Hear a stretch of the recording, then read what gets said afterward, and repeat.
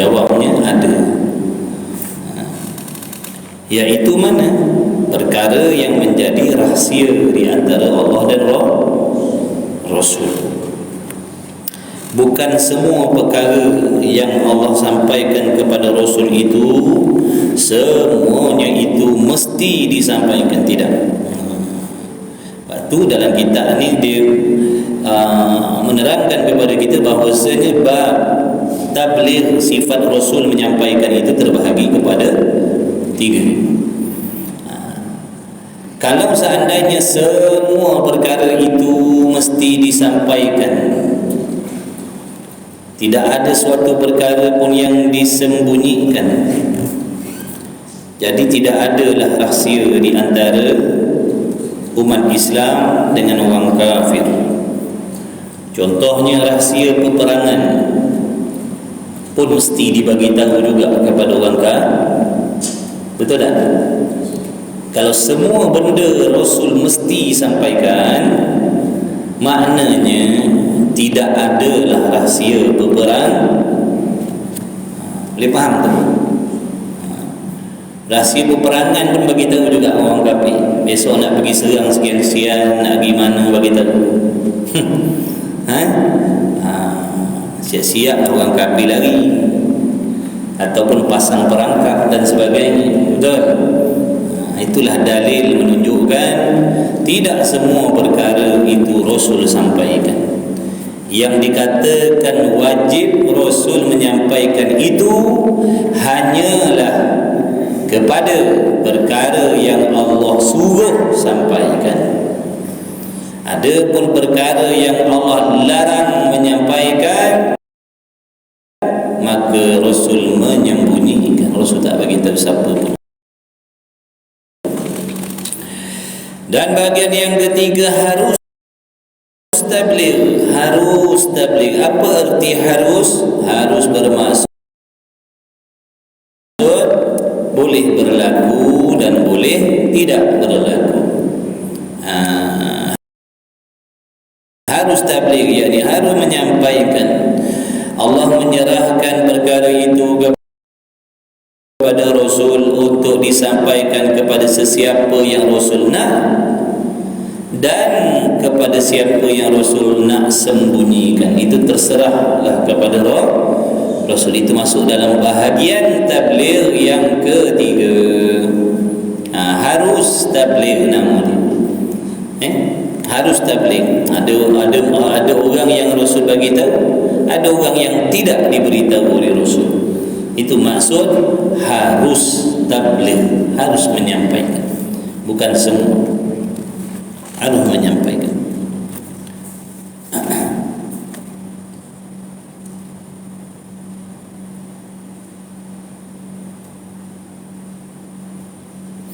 Dan harus tabligh pada barang yang diberi pilih akan dia itu dengan menyampaikan dan menyembunyikan kepada makhluk. Kalau kita tak ngaji kitab ni, kita tak tahu. Kalau kita tak ngaji kitab ni, kita tak tahu. Kita tahu satu je. Bila sebut tabligh, satu tu je. Macam kat sekolah dulu. Dekat sekolah dulu, ustaz ajar apa? Ustaz kat sekolah dulu ajar kita. Ustazah kat sekolah dulu ajar kita satu je. Rasul Siddiq, benar. Kemudian amanah. Kemudian Rasul wajib menyampaikan. Itu je. Mana ada mustahil tabligh dan harus tabligh. Saya dulu tak tahulah tuan-tuan sekolah macam mana. Saya kat sekolah dulu itulah yang saya tahu. Ada dulu kat sekolah ada. Dekat sekolah dulu ustaz ke ustazah kata sifat Rasul ada 4 yang wajib. Pertamanya siddiq. Yang kedua, Rasul mesti bersifat amanah. Yang ketiga, Rasul mesti menyampaikan. Dan yang keempatnya fatanah. Dah habis tu je lah. Kat sekolah dulu. Jadi tak cukup. Pelajaran agama dekat sekolah tu tak cukup. Tak cukup, terlalu asas sangat. Terlalu asas, sangat asas. Banyak lagi benda yang penting-penting yang kita mesti tahu dalam ibadat, tidak diberitahu di sekolah. Sebab tu kita jangan memada dengan ilmu agama yang belajar di sekolah. Kena cari tambah lagi tempat lain. Kena datang surau, datang masjid, ngaji istiqamah. Jangan ngaji celup-celup macam makan biskut. Celup-celup.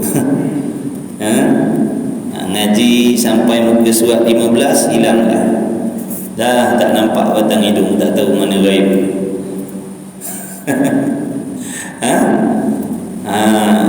Pasien ngaji je tu mana-mana je dia. Mana-mana je dia. Ngaji celang-celup. Rasa nak datang, rasa tak nak, tak payah datang.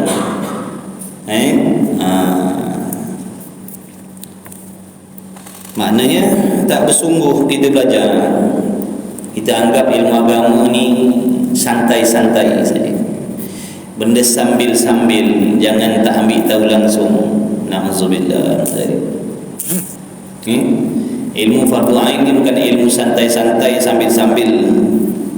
Tak wajib selagi tak lepas tuntutan fardu ain tu. Kalau kita tak ngaji, duduklah dalam dosa dah. Ngaji sungguh-sungguh. Tanpa ilmu, amal Allah tak terima. Tanpa ilmu, amalan kita Allah tak terima. Kata ulama, orang yang beramal tanpa pengetahuan, tanpa ilmu itu kesesatan yang sangat besar. Beramal tanpa ilmu itu satu kesesatan yang sangat besar. Jadi mengajilah. Siapa yang nak amalnya Allah terima, ngaji. Siapa yang tak nak Allah terima amalannya, tak payah mengaji. Senang je kira-kira dia. Kalau kita nak amalan kita Allah terima, ngajilah. Sebab dengan mengaji nanti kita tahu apa yang mesti buat, apa yang tak boleh buat. Kalau buat macam ni sah, kalau buat macam tu batal. Kalau buat macam ni pahala Allah padam, kalau buat macam tu pahala Allah hapuskan. Gitu. Bila ngaji kita akan tahu semua benda. Tapi kalau tak mengaji, kita beribadat syok sendiri, semayang, puasa, zakat, haji, umrah, buat baik sini, buat baik sana. Dalam masa yang sama kita langgar pantang larang tanpa kita ketahui. Akibatnya amalan kita ditolak, tidak diterima oleh Allah. Siapa yang menyesal besok? Kita ke orang lain? Kita sendiri. Baliklah dalam kubur besok bawa dosa, semata-mata dosa, tak ada pahala kebajikan. Pahala kebajikan ni nak dapat dia dengan amalan yang benar, amalan yang betul, bukan beramal semata-mata. Amalan tak betul tak dapat pahala. Semayang tak betul dapat pahala. Dah. Nak betul kena tahu. Betul tak? Nak betul kena tahu. Kita tak ambil tahu. Kita tak nak ambil tahu. Maknanya tak tahu, tapi beramal. Jadi nak dapatkan pahala kebajikan tu khayalan, satu khayalan sahaja. Berkhayal nak pahala.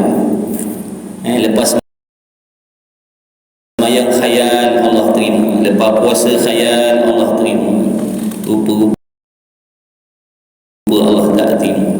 Sebab cara buat ni salah. Tak nak ambil tahu, sombong, berasa macam pandai.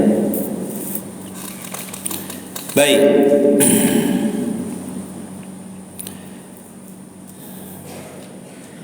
Dan yang ketiga, harus tabligh pada barang yang diberi pilih akan mereka itu dengan menyampaikan.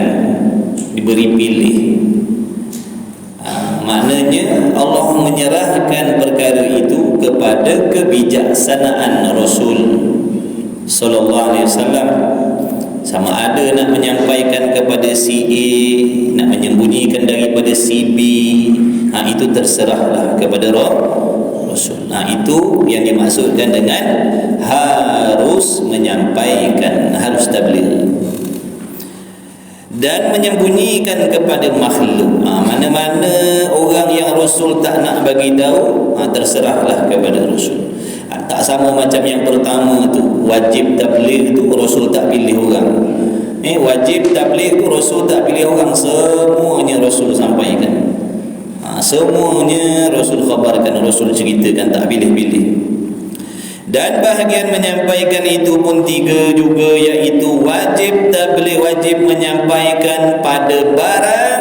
Jaga-jaga sini kitab ada ghalat situ, ada ghalat situ. Betulkanlah kitab tu, garis kat bawah tu perkataan yang salah tu. Gariskan kat bawah tu, buat nota nombor 1. Lepas tu buat nota rujukan nombor 1 dekat tepi, tulis wajib menyampaikan pada barang yang disuruh, bukan dilarang. Dalam kitab tuan-tuan tulis apa tu? Dilarang kan? Tu perkataan dilarang tu. Gariskan perkataan yang dilarang tu, tukar dengan yang disuruh. Maknanya tulis kat tepi tu, mudah-mudahan yang betulnya gitu. Tu adab nak baiki kitab yang salah. Adab dia. Adab dia kena tulis mudah-mudahan yang betulnya barang yang disuruh. Macam tu. Tengok ulama dulu-dulu kitab tersilap nak betulkan pun ada adab dia. Orang sekarang jangan kata kitab, dengan ulama pun dia kurang ajar.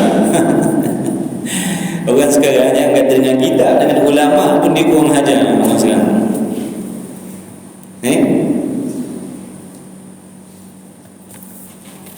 orang dulu ni akhlak bukan main tinggi, nak baiki kitab je pun, tapi jaga adab.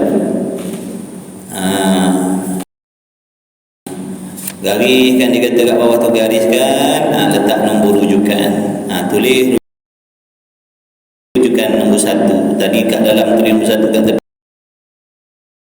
tulis nombor 1. Lepas tu mudah-mudahan yang betul. Ada lagi tu perkataan mudah-mudahan yang betul, bukan kata yang mesti betul dah.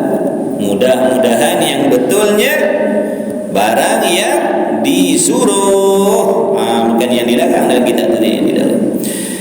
Baik, okey dah. Dan wajib menyampaikan pada barang yang disuruh akan mereka itu, menyampaikan dia. Itu bahagian yang pertama. Apa sahaja perkara yang Allah suruh sampaikan, maka semuanya itu wajib disampaikan, walau apa dugaan cabaran halangan sekalipun. Yang kedua, dan mustahil menyembunyi pada barang yang disuruh akan mereka itu menyampaikan dia. Mustahil Rasul menyuruhkan, mustahil Rasul menyembunyikan, mustahil Rasul memutarbelitkan apa yang Allah suruh mereka itu menyampaikan. Apa saja yang Allah suruh mereka itu sampaikan, mustahil mereka itu menyembunyikan dia. Boleh faham tak tu? Apa yang Allah suruh sampai, mustahil Rasul sembunyikan. Apa yang Allah suruh sampai, wajib Rasul menyampaikan semuanya. Dia masuk dalam menyembunyikan tu dua. Menyembunyikan yang pertama, tak bagi tahu langsung. Tak bagi tahu langsung. Tak bagi tahu langsung. Sorok habis. Itu menyembunyikan. Yang kedua, masuk menyembunyikan ni memutar belitkan ataupun mengubah hukum yang wajib dikatakan harus. Itu ubah hukum Tuhan. Itu masuk dalam menyembunyikan. Menyembunyikan. Dan mustahil menyembunyi pada barang. Makna Rasul tak mengubah suai hukum yang datang daripada Allah. Kalau Allah kata wajib, wajiblah yang Rasul sampaikan. Kalau Allah kata haram, haramlah yang Rasul sampaikan. Kalau benda tu makruh, makruhlah. Kalau benda tu sunat, sunatlah. Bukan mandai-mandai. Allah kata wajib, Rasul kata kesian umat aku ni. Jadi sunat je lah. Dan mustahil Rasul menyembunyikan. Dan yang ketiga, haram menyembunyikan pada barang yang diberi pilih akan mereka itu dengan menyembunyikan dia dan menyampaikan dia kepada makhluk. Jadi apa sahaja yang maknanya yang ketiga ni harus menyembunyikan. Makna harus apa arti harus? Boleh berlaku dan boleh tidak berlaku. Itu harus. Jangan lupa tu hukum akal tiga tu, wajib, mustahil, harus. Wajib, mustahil, harus. Jangan lupa. Kalau kata wajib, benda yang mesti berlaku. Kalau kata mustahil, perkara yang mesti tidak berlaku. Kalau kata harus, boleh berlaku dan boleh tidak berlaku. Itu harusnya lupa hukum akal tiga itu. Dan harus menyembunyikan pada barang yang diberi pilih akan mereka itu Rasul dengan menyembunyikan dia dan menyampaikan dia kepada makhluk. Contohnya macam tadilah yang saya kata rahsia peperangan tadi tu. Ada sahabat yang tahu strategi peperangan, ada sahabat yang tak tahu. Bukan Rasul ceritakan semua. Kalau wajib menyampaikan, mesti disampaikan kepada semua. Kalau macam tu rahsia rumah tangga Nabi pun Nabi beritahu. Betul tak? Kalau macam tu rahsia rumah tangga Nabi dengan para isterinya pun Rasul cerita habislah dengan kawan-kawan sahabat. Kalau wajib menyampaikan semua, nampak tak? Jadi bila sebut sifat Rasul yang ketiga tabligh, ada tiga bahagian. Tabligh ada tiga bahagian. Yang pertama wajib menyampaikan, yang kedua mustahil menyampaikan, yang ketiga harus menyampaikan. Jadi boleh buat teka-teki, boleh buat teka-teki, buat teka-teki. Kawan-kawan kita tak nak ngaji tu, asal aku tak nak ngaji. Dia kata aku tahu dah apa nak mengaji. Saya tanya dia, ada tak benda yang Rasul suruh kan? Tanya dia. Mesti dia kata mana ada, Rasul mesti dah sampaikan semua. Ada benda Rasul suruh kan? Mesti dia terkejut. Dia kata kau ilmu sesat mana yang belajar? Ada benda pula Rasul suruh kan? Itulah sebab aku ajak kau mengaji, kau tak mau. Kau kata kau dah pandai. Ajak dia mengaji. Tak ada tunjuk yang kitab yang surat 85 pernah. Tak ada tunjuk. So dia baca, kalau dia boleh baca lah bumi dah. Kalau tak boleh, tuan-tuan baca tu.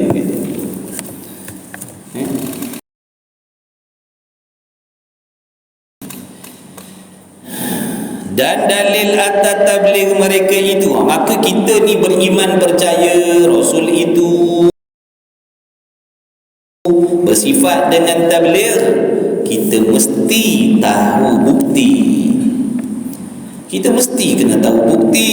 Mana boleh meletakkan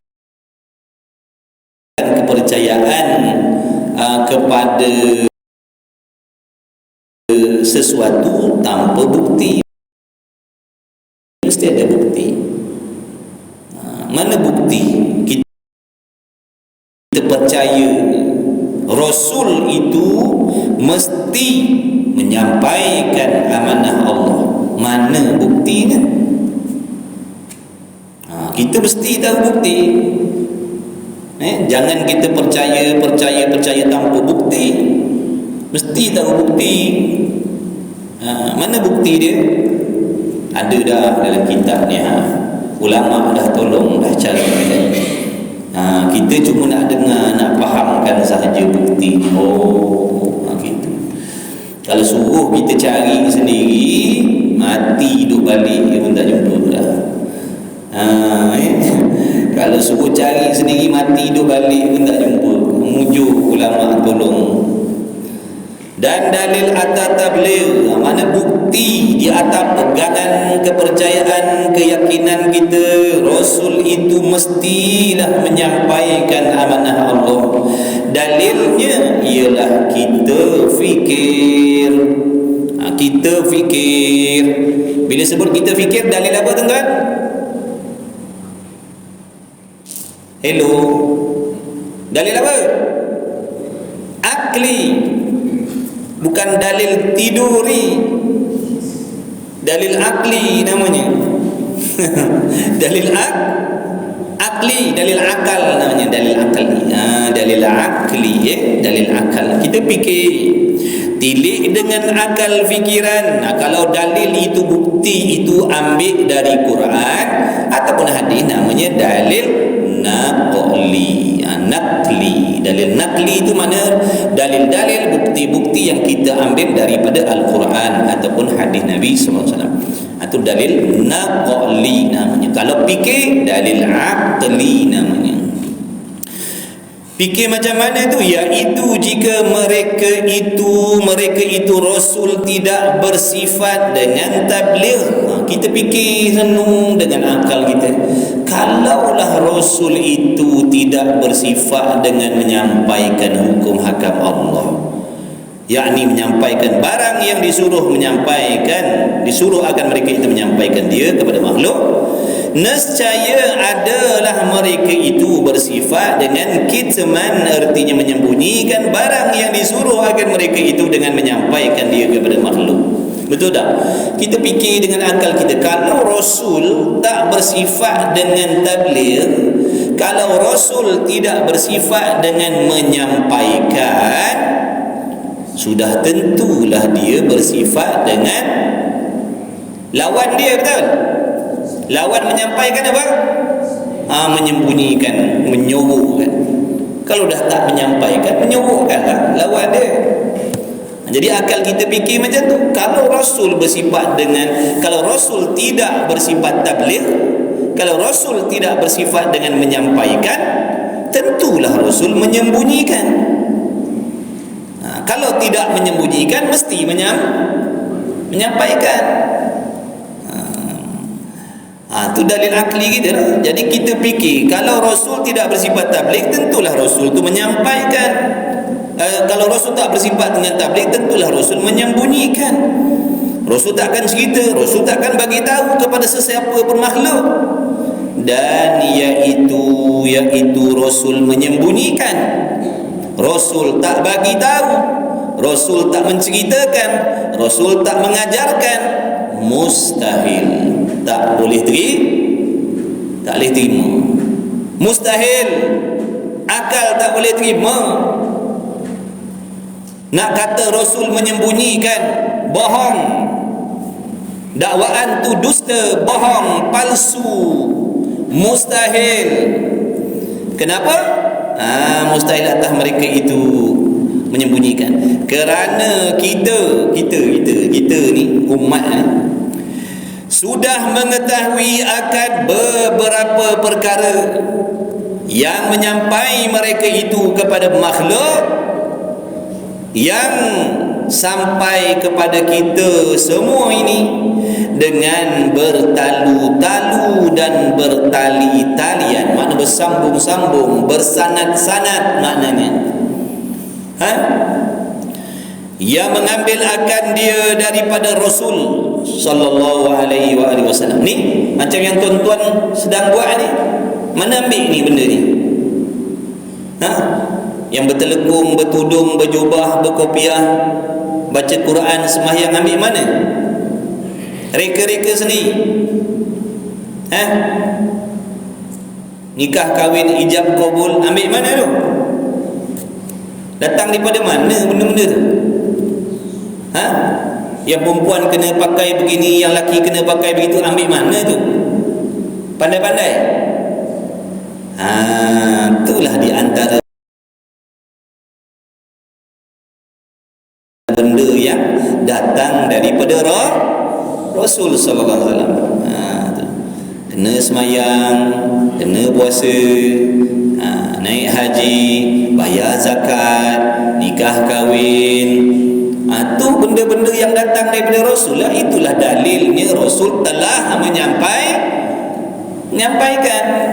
Kalau tak, kita tak tahu cara tutup aurat macam mana, nak solat 5 waktu macam mana. Betul tak? Jawab sikit. Borek warna mulut nak jawab. Kang tompek lain pandailah menjawab. Kocak dia habis tu ni. Kocak dia kan habis lah tu. Dia ngaji tak boleh lamung. Main handphone boleh lamung, ngaji tak boleh.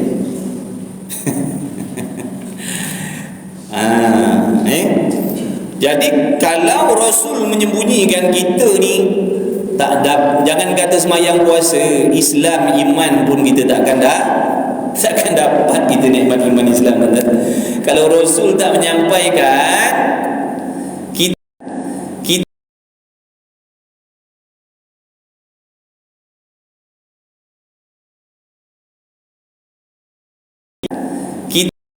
kita daripada ulama yang sebelum tu masuk bertali-talian tu, bertalu-talu, bersanak-sanak tu, sampailah kepada Rasul sallallahu alaihi wasallam. Sambung sampai Rasul ni bab semayang ni. Mana kita tahu semayang ni? Ulama bagi tahu. Ulama ambil mana daripada ulama terdahulu, ambil daripada mana daripada hadis Nabi gini. Itu maksud dia bertalu-talu. Kalau Rasul suruh kan, taknya tahu lah kita sepatah haram. Jadi di hari kiamat besok, kita tak boleh nak dakwa di hadapan Allah. Ya Allah, aku tak tahu hidup atas dunia ni rupanya kena mengaji, rupanya kena begini, tak boleh begitu, aku tak tahu. Dah sampai dah. Kita je sombong tak nak ambil tahu.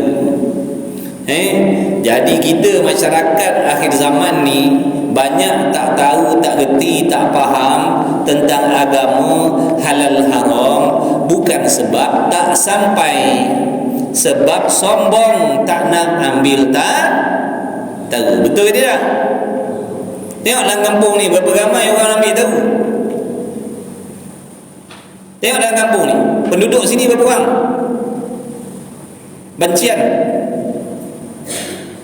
2,000 sampai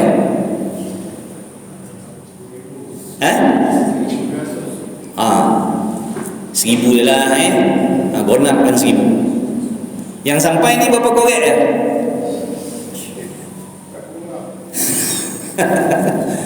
Nampak tak tu? Jadi kita tak tahu tentang halal haram, hukum hakam, bukan sebab agama tu tak sampai. Agama tu sampai, kita yang tak nak sambut, kita yang tak nak ambil tahu. Jadi nanti di hari kiamat jangan menyalahkan Allah, jangan menyalahkan Rasul, jangan menyalahkan para alim ulama. Jangan.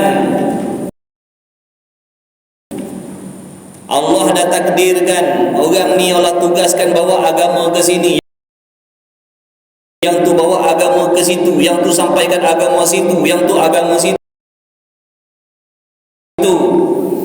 hantar dah supaya berita tentang agama ni sampai ke setiap pelosok dunia ni. Jadi tak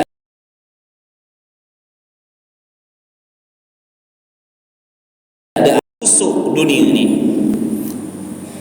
Jadi tak ada pelosok dunia ni. Jadi tak ada pelosok dunia ni. Jadi ilmu agama yang menjadi sebab amalan kita Allah terima, kita tak nak ambil tu. Sebab belajar agama tak ada kepentingan dalam dunia pada kita. Tak mendatangkan kekayaan pun kalau belajar agama ni. Itulah sebab masyarakat kita macam ni.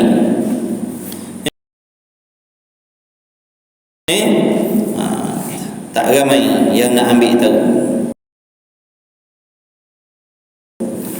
Nanti menyesallah di hari kiamat bila amalannya Allah tak pandang.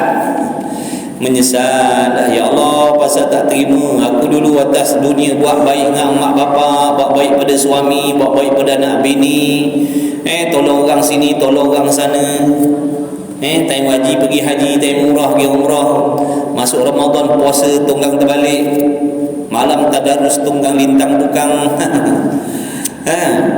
Tapi balik akhirat tak ada bekal, satu pun tak ada. Satu pun tak ada. Kenapa tu? Cara buatnya salah. Sambil-sambil buat ibadat, sambil-sambil buat benda yang membatalkan ibadat. Dah buat ibadat, tak tahu cara nak jaga pahala ibadat. Itulah akibatnya besok balik tangan kosong, muflis daripada kebaikan kebajikan. Jadi jangan sedap duduk atas dunia ni dengan tak mengaji. Pesan dengan anak-anak kita, pesan dengan anak menantu kita, pesan dengan cucu cicit kita, jangan tinggal belajar agama. Kalau tak, pesan kita sebagai orang tua kena pesan ngaji, jangan tak mengaji, nanti Allah tak terima ibadat kita. Terima ibadat kita.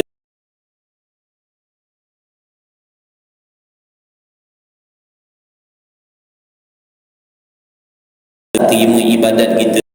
Terima ibadat kita. Kerana kita sudah mengetahui akan beberapa perkara. Semua dah macam-macam kita tahu. Nak puasa kena begini, syaratnya begini, niatnya begitu. Nak sembahyang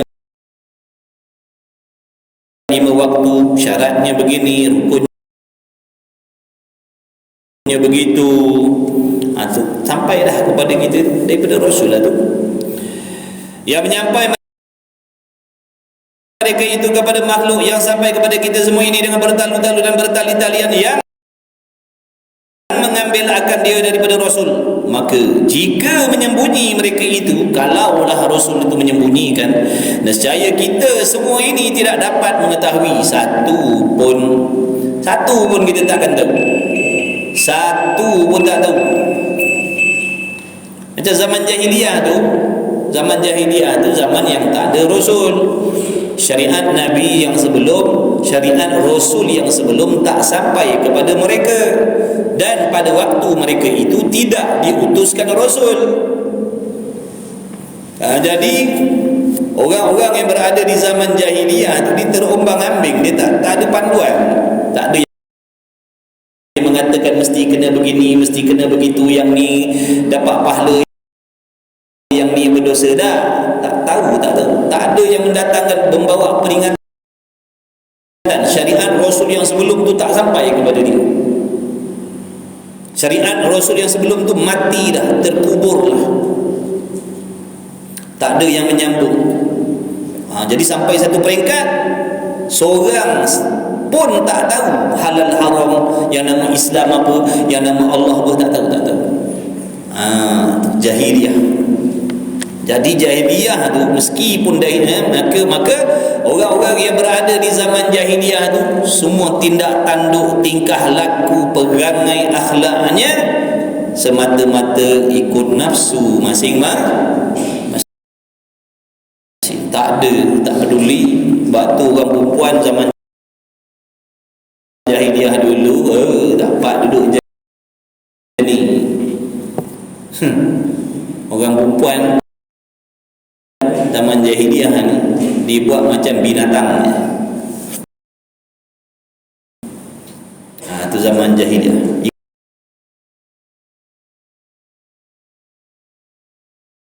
Ikut siapa nak rembat-rembat orang perempuan zaman jahiliyah ni. Ikut siapa nak rembat. Tak ada kemuliaan pun orang perempuan zaman jahiliyah ni. Orang lelaki pun tengok siapa kuat, dia lah dua atas kali. Dia tak peduli. Itu zaman jahiliyah, tak tahu halal haram. Bahkan kehidupan pada waktu tu semata-mata ikut nafsu. Tapi untungnya puak-puak jahiliyah tu syurga tempatnya. Sebab apa syurga? Tidak mukallaf. Mereka tidak diberatkan hukum Allah. Apa syarat nak diberatkan hukum Allah? Apa syarat? Mesti sampai syariat. Mesti sampai syariat. Padahal pada waktu itu tak sampai syariat. Tak tahu. Tak sampai. Bukan tak ambil tahu, memang tak sampai. Contohnya kalau zaman sekarang ni ada di satu tempat, satu kepulauan contohnya, yang tak pernah dengar, tak pernah tahu langsung tentang iman Islam, memang tak sampai pun. Contohlah sekarang ni ada satu pulau yang memang tak sampai nama iman Islam, Allah, Rasul Muhammad tak tahu. Maka walaupun mereka itu balik, haid nifas dah, haid istah, keluar mani, keluar haid dah, berakal, boleh mendengar, boleh melihat, tapi oleh kerana tak sampai seruan agama di situ, maka satu pulau itu tidak faham tak ni? Jadi duduk atas pulau tu telanjang minum arak, berzina, berjudi, ikut dia, tidak tak berdosa sebab tidak sampai agama pada diri dia. Contoh kalau ada sekarang macam tu, nak buat contoh tadi tu. Jadi golongan yang macam tu syurga tempat dia, kata ulama. Sebab macam mana nak menghukum mereka itu sedangkan mereka tak tahu hukum? Macam mana nak hukum mereka tu kena semayang, kena puasa? Tak sampai benda tu. Sebab tu kata ulama, qaul yang muktamadnya, orang zaman jahiliyah tu dipanggil ahli fatrah tu, mereka syurga. Syurga. Tapi bila datangnya Islam, nampak tak tu? Martabat orang perempuan yang asalnya zaman jahiliyah dulu macam haiwan, tak dipedulikan, sepak terajang, ikut dan siapa nak rembat-rembat, tak ada kepentingan pun. Allah mengangkat darjat orang perempuan. Nampak tak? Kena hormat. Ibu kita tu kan perempuan, ibu kita tu, mak kita tu kan perempuan. Jangan tinggi suara pun tak boleh. Bila datangnya sebab tu orang perempuan kena syukur sangat dengan datangnya Islam. Nampak tak? Asalnya dulu dipijak-pijak, disepak terajang, dibuat macam bola. Tapi bila datangnya Islam, jangankan kata sepak terajang, tinggikan suara pun tak boleh. Bertuah kan? Nabi membawa rahmat sekalian alam. Gitu. Kerana dah sampai kerana dah sampai kepada kita dah. Cuma kita yang tak nak ambil tahu. Itu salah kita. Itu salah anak bini kita. Itu salah sepupu sepapat, ipar duai, anak-anak buah kita, saudara mara kita, kawan-kawan kita, masyarakat kita. Bukan salah ulama, bukan salah para nabi rasul dah. Bukan salah tuk-tuk guru dah. Itu salah kita yang sombong tak nak ambil tahu. Akibatnya kita buat, kita hidup atas dunia ni ikut nafsu, tak ikut agama. Itu salah kita.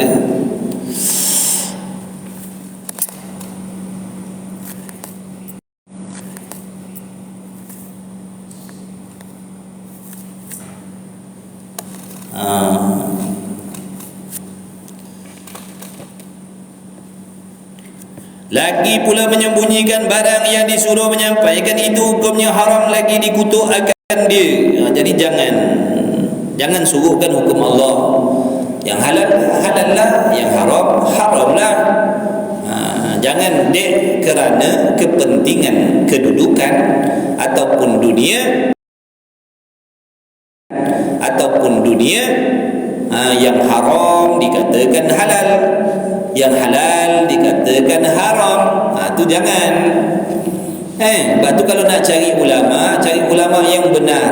Jangan nak cari ulama su'. Jangan cari ulama dunia. Ulama dunia macam mana ulama dunia? Dia ulama, dia banyak ilmu, dia hafal Quran, hafal hadis, pandai agama, ngaji lama. Ulama dia banyak ilmu, tapi dia bangsa ulama dunia. Jangan tuan-tuan belasah semua.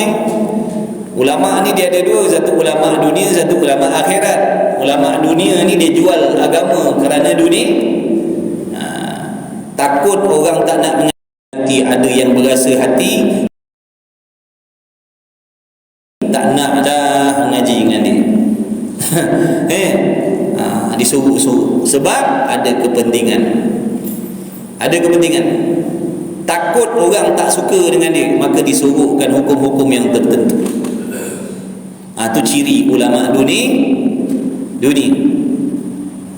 Takut hilang jawatan, takut hilang pangkat, takut hilang penghormatan, takut hilang populariti. Yang haram dikatakan halal, yang tak boleh dikatakan boleh. Habis. Itu ulama su'. Ataupun menyebarkan ajaran dan fahaman yang menyimpang. Itu ulama su'. Kita jangan belasah semua. Ulama sama je dah. Oi, mana pula sama? Mana pula sama tak sama. Ulama dunia lain. Ulama akhirat dia tak peduli. Ulama akhirat dia tak peduli A, B, B. Kau suka kau punya pasal, kau tak suka pun kau punya pasal lah. Kau nak datang, tak nak datang, peduli apa dia. Dia tugas dia menyampaikan. Tugas dia menyampaikan. Nabi SAW pun tak semua orang terima, betul? Semua orang terima ke Rasul? Mana ada orang terima Rasul tu semua? Rasul tu yang terbaik tu, tak ada yang lebih baik daripada dia dah. Dia beramal, dia bercakap tu dia beramal sekali. Bahkan dialah contoh tauladan ni.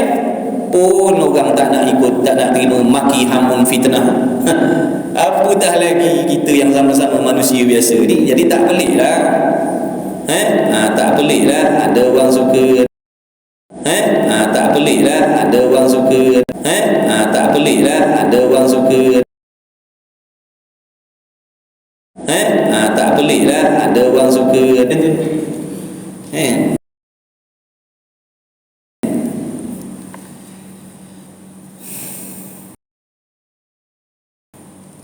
Dia nak cari ulama yang macam tu, yang berani kerana benar, bukan menyampaikan agama kerana nak popular. Nak popular. Na'udzubillah, minta Allah jauhkan.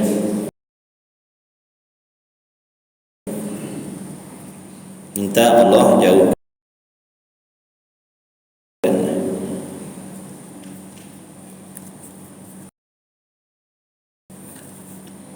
Sabda Nabi SAW, katimul ilmi al-mal'un, bermula yang menyembunyikan ilmu itu dilaknatkan dia.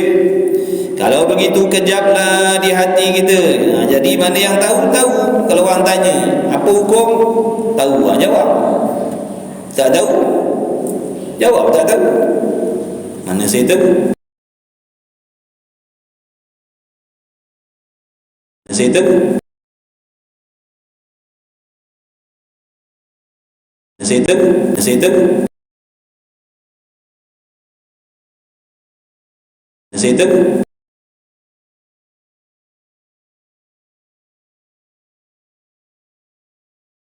Tak tahu.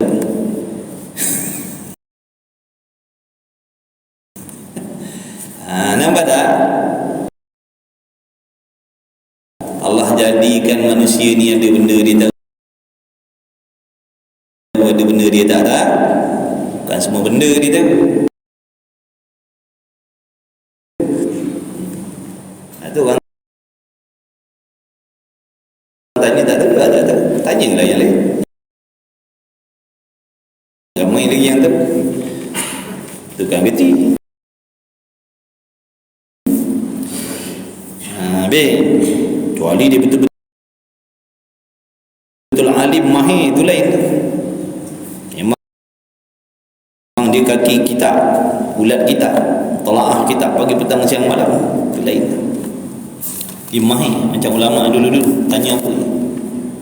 Umur dalam dada dia. Kalau begitu kejaplah di hati kita bahawa Rasul itu bersifat tabligh, artinya menyampaikan, tidak menyembunyikan sekali-kali. Ingat tu.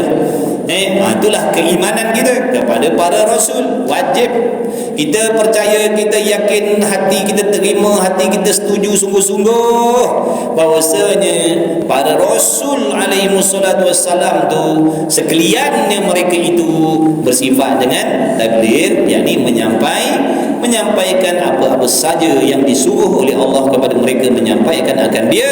Tidak ada satu pun hukum hakam Allah ataupun amanah Allah yang disembunyikan, kecuali pada yang kedua dan yang ketiga tadi itu, iaitu mustahil tabligh dan harus tabligh. Wallahu a'lam.